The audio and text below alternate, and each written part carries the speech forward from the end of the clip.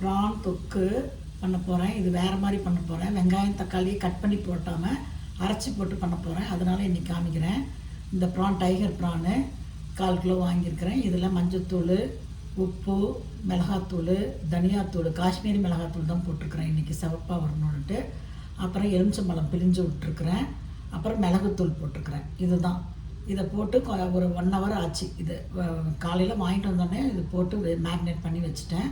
இப்போ இதை எடுத்து இதில் முதல்ல இது ஒரு தடவை பரட்டி எடுத்துக்கணும். ஏன்னா ரொம்ப ஹார்டாக போயிடும். அதனால நான் இப்படி தான் பண்ணுறது. அதனால் உங்களுக்கு காமிக்கலான்னு சொல்லிட்டு இன்றைக்கி நாங்கள் போன சண்டேவும் நான்வெஜ் சாப்பிடல, மகாசிவராத்திரின்னு. இந்த சண்டே கந்தசஷ்டின்னு சாப்பிடல. அதனால் ஒவ்வொரு தடவையும் புதன்கிழமை தான் சாப்பிட வேண்டியதாக இருக்குது. அதனால் இன்றைக்கி புதன்கிழமை தான் நான் சாப்பிடுவேன். செவ்வாய்க்கிழமை சாப்பிட மாட்டேன், வியாழக்கிழமை சாப்பிட மாட்டேன், வெள்ளி சனி சாப்பிட மாட்டேன். திங்கக்கிழமை ஏதாவது லெஃப்ட் ஓவர்ஸ் இருந்தால் சாப்பிடணுங்கிறதுக்காக திங்கக்கிழமை விரதம் விட்டுட்டேன். இதுதான் என்னோடய ரொட்டீனு. இதை சும்மா அப்படியே திரட்டி எடுக்கணும். அப்படியே அதை வெந்துடும். இதில் அந்த மிளகாத்தூள் எல்லாமே இதில் தான் போட்டிருக்கிறேன். இது அப்படியே வேகட்டும். அதுக்குள்ளே இதில் என்ன கிரேவி பண்ணியிருக்கேன்னு காமிக்கிறேன். இதில் வெங்காயம் ஒரு 3 வெங்காயம் போட்டிருக்கிறேன். இஞ்சி பூண்டு பேஸ்ட்டு போட்டிருக்கிறேன். தக்காளி ஒரு 3 தக்காளி, 4 தக்காளி கூட போட்டு அரைச்சிக்கலாம். நான் அரைச்சிருக்கிறேன். இதை அரைச்சி வச்சுருக்கிறேன். எப்பயுமே இதை அரைக்க மாட்டேன். வெங்காயம் தக்காளிலாம் இதுதான் பண்ணி போடுவேன். இன்றைக்கி இதை அரைச்சி வச்சுருக்கேன்.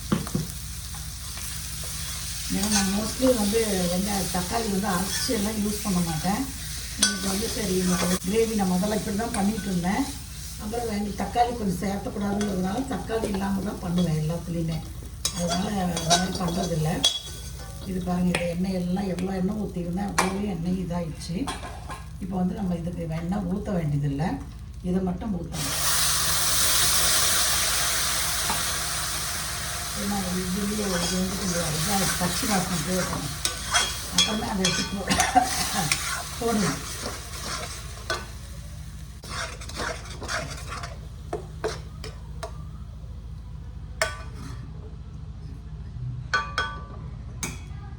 நல்லா இருக்குன்னு நினச்சிங்கன்னா வெங்காயத்தை கூட போட்டுக்கோங்க. அதில் ஒன்றும் பிரச்சனை இல்லை. நான் இன்னொரு தக்காளி கூட இதில் ஆட் பண்ணலான்னு நினைக்கிறேன். ஏன்னா செய்கிறது செஞ்சுட்டோம். ஒரு நாள் தக்காளி கட் பண்ணி தான் சாப்பிட்லாமேன்னுட்டு. என்ன கொஞ்சம் கிரேவி கம்மியாக இருக்கிற மாதிரி இருக்குது. ஏன்னா தொக்கு மாதிரி கொஞ்சோண்டு ஆகிடும். அதனால் இன்னொரு வெங்காயமும் போட்டுக்கிறேன். தக்காளியில் போட்டுட்டு அதையும் ஒரு அடி அடிச்சுட்டு அப்படி கொஞ்சம் திப்பியாகவே போடலாம். போடலாம். வெங்காயம் கட் பண்ண மாதிரியே போட்டுக்கலாம். இது கொஞ்சம் பலமாகவே வச்சுக்கலாம். ப்ரானில் அதெல்லாம் நிறைய தான் போட்டுருக்கிறேன். மிளகாத்தூள், மிளகாத்தூள்லாம் இது கொஞ்சம் பச்சை வாசம் போட்டோம். அதுக்கப்புறமே இந்த ப்ரானை தூக்கி இதில் போடுவோம். என்னடா மிளகாத்தூள் இல்லையே அப்படின்னு நினைக்காதீங்க. கருவேப்பிலை போடல இதில். அதனால் வெங்காயத்தோட கருவேப்பிலையை கொஞ்சம் வறுத்து இதில் சேர்த்துக்கிறேன்.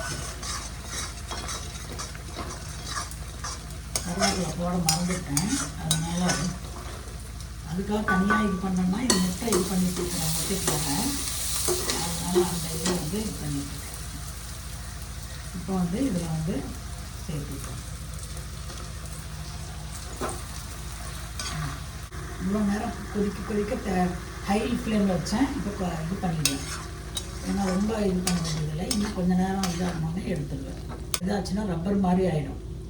அதனால் கொஞ்சம் நேரம் நான் இது பண்ணிவிட்டு எடுத்துடுவேன். இது ரப்பர் கன்சிஸ்டன்சிக்கு வந்துடும். அதனால தான் ப்ரான் மட்டும் ஒரு தடவை வறுத்து போட்டு, ஆக்சுவலாக வெறும் மஞ்சத்தூள் உப்பு மட்டும் போட்டு தான் வறுத்து எடுத்துகிட்டு அந்த உப்பு மிளகாத்தூள் இதுலேயே போட்டுக்கலாம். இதில் இறங்காதுங்கிறதுனால மறுபடியும் போட்டேன்.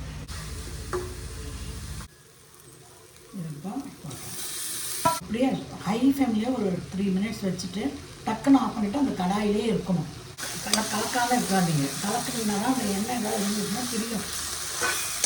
வச்சுட்டு ஆஃப் பண்ணி தொக்கு பண்ணியிருக்கேன்.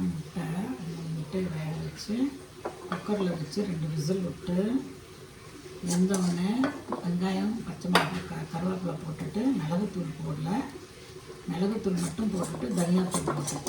கொஞ்சோண்டு கிரேவி எடுத்து இதில் போட்டேன். ஏன்னா இஞ்சி பூண்டு பேஸ்ட்டுக்கு தொக்கு மிளகு தொக்கு போட்டு ஒரு முட்டை கிரேவி. ஃபினிஷ்ட் ப்ராடக்ட் எப்படி இருக்குது சாப்பிட்டு பார்த்துட்டு சொல்கிறேன். தேங்க்யூ.